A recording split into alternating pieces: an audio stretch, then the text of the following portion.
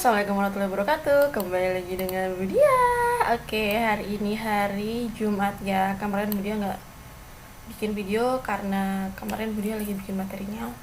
Karena materi hari itu cukup cukup banyak ya, begitulah. Pokoknya kita lihat ya materinya. Oke, sebelum kita mulai pembelajaran hari ini, alangkah baiknya kita berdoa terlebih dahulu. Berdoa di tempat dimulai. Berdoa selesai. Oke, kita masih masuk di materi subtema 1 ya, tapi sebenarnya seperti yang Budia bilang kemarin, materi kita yang kita pelajari itu adalah materi yang Budia ambil dari keseluruhan buku. Jadi dari halaman pertama sampai halaman terakhir Budia satukan di setiap video. Oke, kita lanjut ke slide berikutnya. Nah, kita mau belajar apa sih hari ini? Kemarin kan udah belajar tentang lambang negara dan benderanya ya. Terus mengidentifikasi lambang, simbol, rambu lalu lintas, pramuka, dan lambang negara. Masih kemarin. Nah, tapi fokus kita hari ini adalah yang kedua ini. Maaf. Yang kedua ini. Mana pena Bude? Nah, ini fokus kita. Yaitu mengidentifikasi lambang, simbol, rambu lalu lintas, pramuka, dan lambang negara. Tapi ingat, yang lambang negara itu adalah yang kita ambil itu yang, bagian yang diperisainya ini fokus kita. Jadi bukan lagi sayapnya, jumlah bulu di leher, jumlah bulu di pangkalnya, atau arti warnanya itu udah enggak. Tapi kita udah fokus di lambang Pancasilanya. Oke? Nah, hari ini kita akan belajar. Aduh, ini Budia geser dulu deh. Nah, sekarang kita akan fokus ke mengidentifikasi lambang, rambu lalu lintas, lambang pramuka, dan lambang negara. Kita fokus ke ini dan ke lambang pramuka. Oke, next. Nah, kita juga akan belajar tentang lambang, rambu-rambu lalu lintas. Next. Nah, kita akan mengidentifikasi lambang Pancasila yang ada di lambang negara, alias yang ada di perisai ini. Budia ganti pena dulu. Nah, yang ada di sini. Nah, kita fokusnya nih ya. Fokus. Nah, sebelum kita belajar apa arti setiap lambangnya ini dulu, kita kan cari tahu dulu atau ingat-ingat dulu. Pancasila itu kita ucapkan setiap kita upacara. Nah, kita ingat lagi ya. Sila pertama, ketuhanan yang Maha Esa. 2, kemanusiaan yang adil dan beradab. 3, persatuan Indonesia. 4, kerakyatan yang dipimpin oleh hikmat kebijaksanaan dalam permusyawaratan perwakilan. 5, keadilan sosial bagi seluruh rakyat Indonesia. Nah, sila pertama ini itu ada lambangnya. Ini kan lambangnya ada 5 ya, 5 gambar lah. Ada bintang, pohon beringin, kepala banteng, padi kapas, dan rantai emas. Nah, setiap lambang ini tuh mewakili setiap silanya. Kita cari tahu nih sila pertama lambangnya apa. Ternyata bintang emas. Sila kedua lambangnya adalah rantai emas. Sila ketiga lambangnya adalah pohon beringin. Sila keempat lambangnya adalah kepala banteng. Sila kelima lambangnya adalah padi dan kapas. Jangan lupa siapkan bukunya. Habis ini kita akan bahas setiap silanya, jadi siapkan bukunya. Oke, karena di beberapa sila materinya ada di buku. Oke, next. Nah, yang pertama kita akan bahas tentang yang pertama itu sila pertama, alias bintang emas. Silakan buka bukunya halaman 85. Ini Budia buka bukunya loh. Oke. Sila ini mana ini? Sila ke-1 ini itu berkaitan dengan agama. Jadi, perilaku yang sesuai dengan sila 1 kira-kira apa? Kalau di halaman 84 itu 85 ya, maaf salah. 84 itu perilakunya yang pertama adalah berdoa sebelum dan sesudah makan. Yang kedua, menjalankan perintah agama. Jadi kalau kita yang muslim berarti apa? Sholat, puasa, seperti itu ya. Yang ketiga adalah menghargai agama orang lain. Oke, jadi jangan pernah menganggap, jadi jangan pernah ada ejekan, iya gambar gue yang paling bagus nih, kayak gitu, nggak boleh. Kalau kita seperti itu, berarti kita nggak mengamalkan yang namanya sila pertama ini. Oke. Next, yang kedua. Yang kedua ini tadi sila kedua, lambangnya adalah rantai emas. Nah, untuk yang rantai emas ini di buku tidak ada bacaannya, tidak ada materinya, tapi dia akan sajikan dalam bentuk gambar. Yang pertama adalah, nah, kalau kita ini ada orang memberikan beberapa santunan uang gitu ke pengemis, tapi sebenarnya udah nggak boleh ya karena ada undang-undangnya. Yang kedua ini membantu ibu. Kenapa membantu ibu termasuk sila kedua? Nanti udah jelaskan. Terus ada apa, nolong temennya sing rantene iki anu los. Kemudian apa ini, membantu bu guru yang bawa kardus gede. Terus apa lagi, nolongin temennya yang jatuh. Kemudian bakti sosial, kemudian menjenguk teman yang sakit. Kenapa sila kedua itu kegiatannya termasuk ini?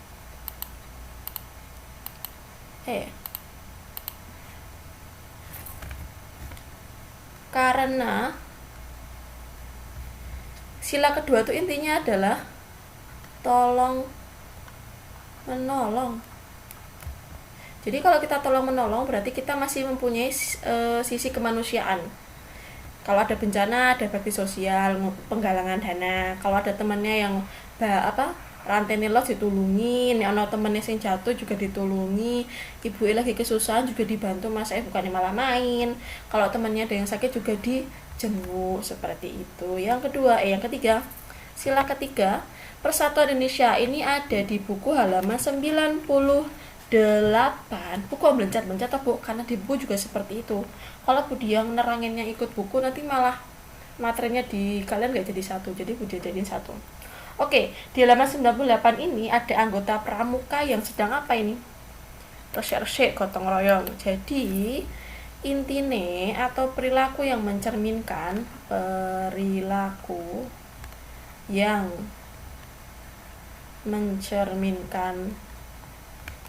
sila ketiga itu apa? Gotong royong, kerjasama. Ini ada gambar apa nih? Ada yang lagi pramukanya membersihkan sungai, membersihkan tepi sungai, seperti itu ya. Intinya nih, gotong royong, kerjasama. Oke. Terus yang keempat tadi apa? Kerakyatan dipimpin oleh hikmat kebijaksanaan dalam permusyawaratan perwakilan. Kalau di buku ini ada di halaman 64 loh. Di buku aja silanya nggak urut. Oke. Di gambar halaman 65 itu ada contoh perilakunya, yaitu musyawarah. Terus apa lagi? Diskusi, melerai, adu pendapat, atau wong padu, melerai padu. Oke.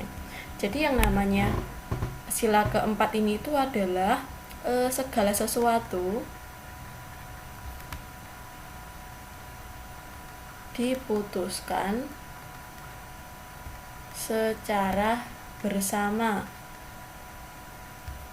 Pemilihan presiden itu kenapa lewat pemilu? Biar lebih apa?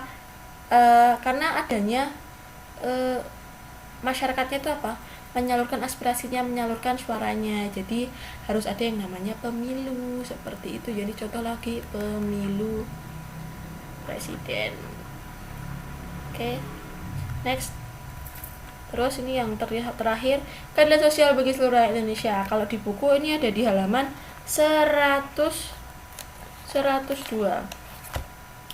Oke, 102 ini itu artinya apa toh? Oke, 102 ini di buku halaman 100 sila kelima itu di buku halaman 102. Jadi di situ ada gambar pramuka yang sedang melaksanakan kegiatan. Nah, intinya apa?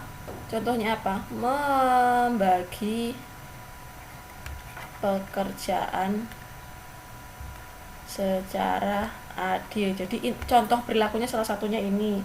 Kemudian membagi tugas sesuai keterampilan. Nek nggak bisa masak dalam pramuka ya jangan dibagi, suruh masak seperti itu. Lanjut. Nah,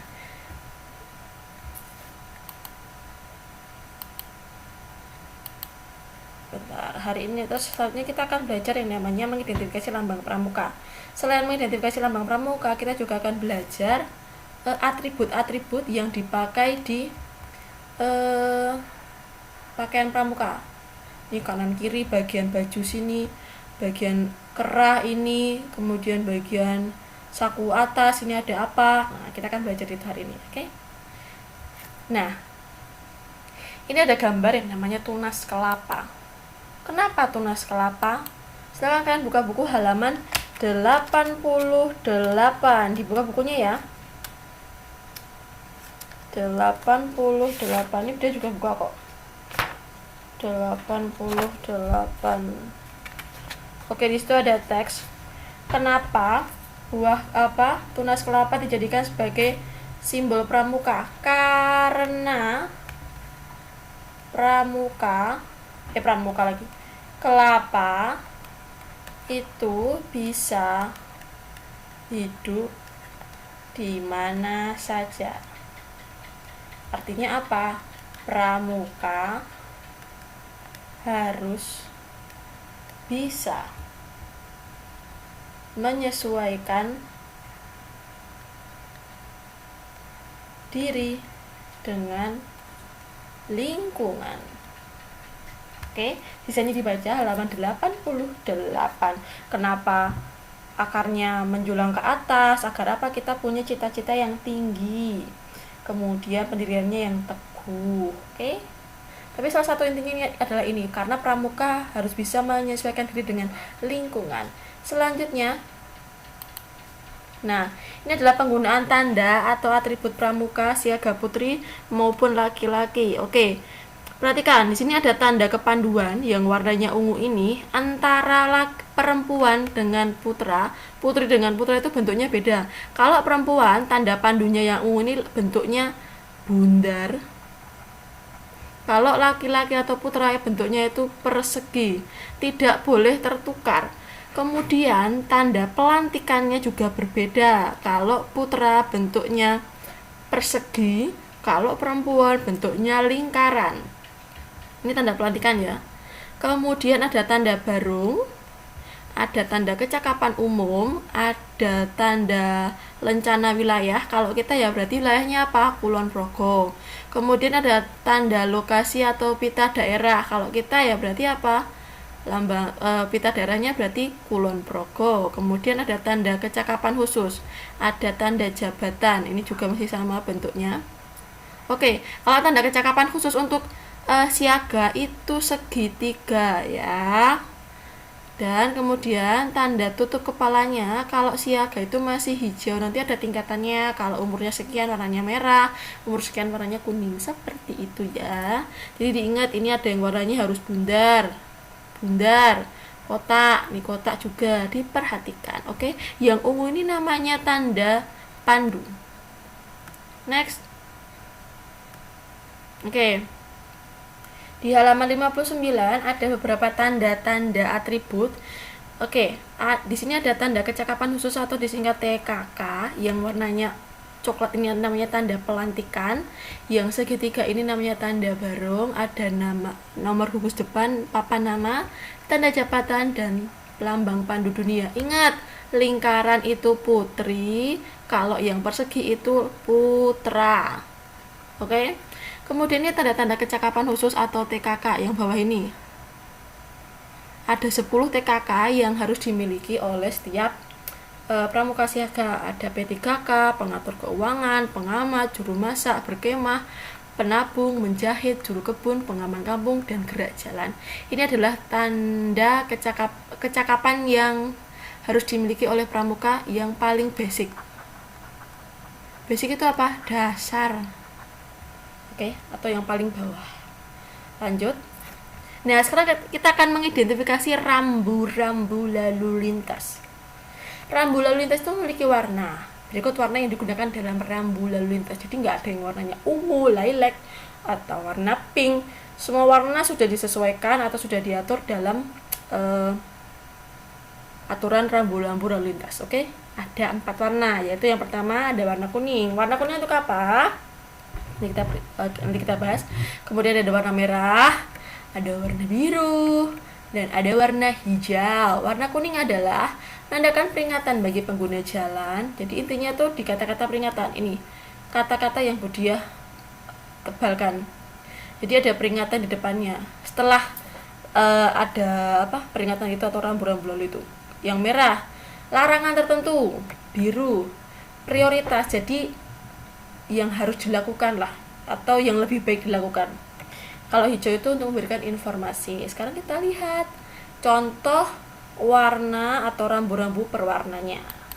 Yang pertama ini ada yang kuning. Ingat tadi menandakan peringatan. Contohnya ini ada banyak.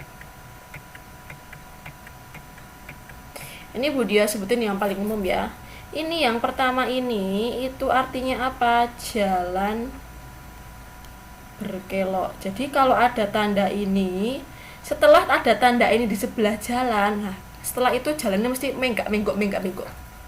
Yang kedua ini jalannya licin. Nah setelah ada tanda ini di jalan, artinya apa? Jalannya itu licin, entah karena hujan, kalau hujan jalannya licin, atau karena banyak lumutnya.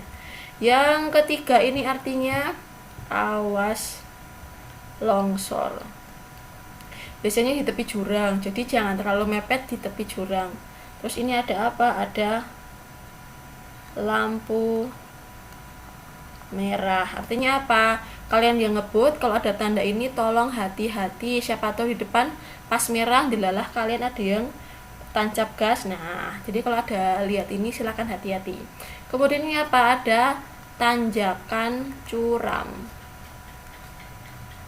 Tanjakan itu apa? Dalane munggah. Jadi baik yang pakai mobil atau pakai motor kopling itu giginya pasang gigi 1. Kemudian ini apa? Jalan menyempit kanan kiri. Jadi misalnya kalian pernah lihat jalan itu, ada jalan, ibu dia gambar ya, jalan gitu, tadi itu jalannya ombok, mak lu kok suwe-suwe jadi ciut. Nah ini yang namanya jalan menyempit kanan dan kiri. Jadi hapus dulu. Yang kedua selanjutnya jalan menyempit ke kanan. Jadi menyempitnya cuma ke kanan. Kalau yang ini tadi kan kanan dan kiri. Kemudian yang selanjutnya adalah awas ada zebra cross. Zebra cross tuh yang biasanya di depan lampu merah, biasanya untuk penyeberangan. Kemudian yang ini terakhir ini ada hati-hati banyak anak kecil.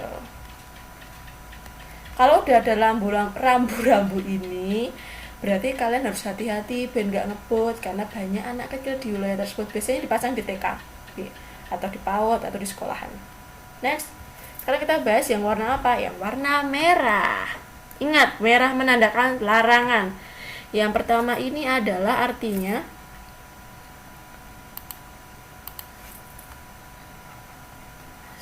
dilarang stop. Salah. Dilarang berhenti. Kok ini toh, bentar. Ini artinya berhenti. Kemudian lanjutnya.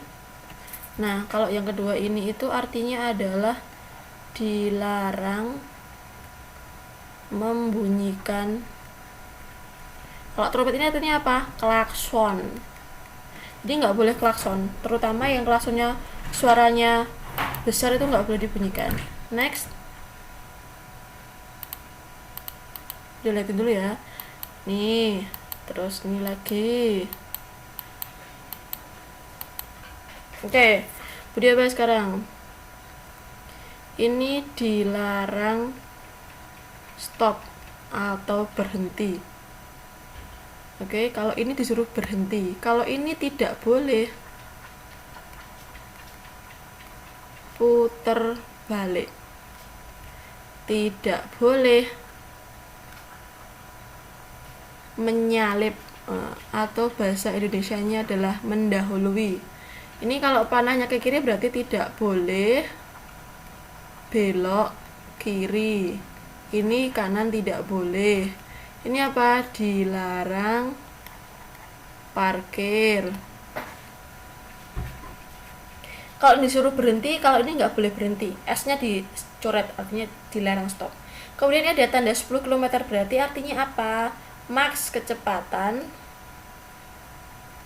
10 km per jam. Ini berarti apa?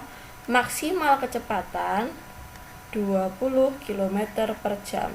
Jadi kalau kalian naik motor, kalau ada tanda ini, kecepatannya speedometer dilihat, hanya boleh sampai 10 km per jam. Selebih itu tidak boleh. Next, sekarang kita bahas yang warna biru. Nah, ini di buku hanya ada sedikit. Ini Bu dia cari yang paling umum aja. Biasanya ini warnanya juga hijau juga. Ini artinya titik kumpul.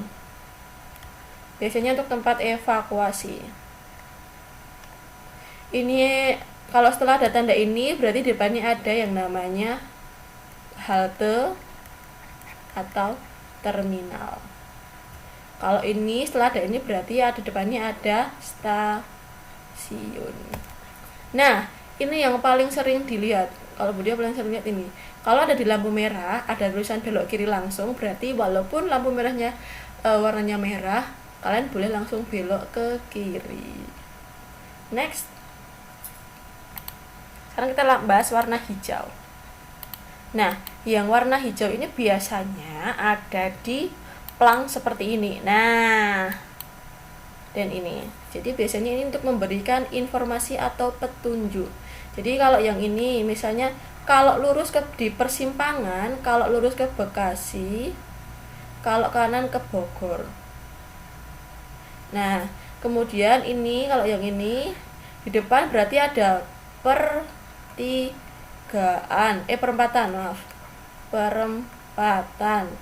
Lurus ke kota, kanan ke Pancoran, kalau kiri ke Kebayoran Lama. Ini daerah Jakarta ya. Nah, kalau ini ada di Jogja, berarti ada jalur alternatif. Alternatif itu pilihan. Jadi kalau mau ke Jalan R.E. Marta Dinata, silahkan belok sini. Nah, seperti itu. Next.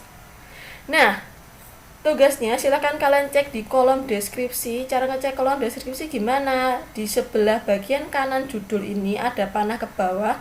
Silahkan diklik, kemudian nanti akan muncul seperti ini. Nah, nanti link tugasnya ada di situ. Silahkan kerjakan tugasnya. Tinggal klik linknya di situ ya. Jangan lupa dikerjakan dan jangan lupa presensi. Ini ketahuan ini. Video Budia kemarin itu yang presensi hanya anak 16. Aduh. Boleh ya sedih, tapi nggak apa-apa. Semoga kalian terus semangat belajar sama Budia ya. Oke, Budia akhiri dulu pembelajaran hari ini dengan wassalamualaikum warahmatullahi wabarakatuh. Jangan lupa presensi dan tugasnya dikerjakan. See you on my next video. Bye.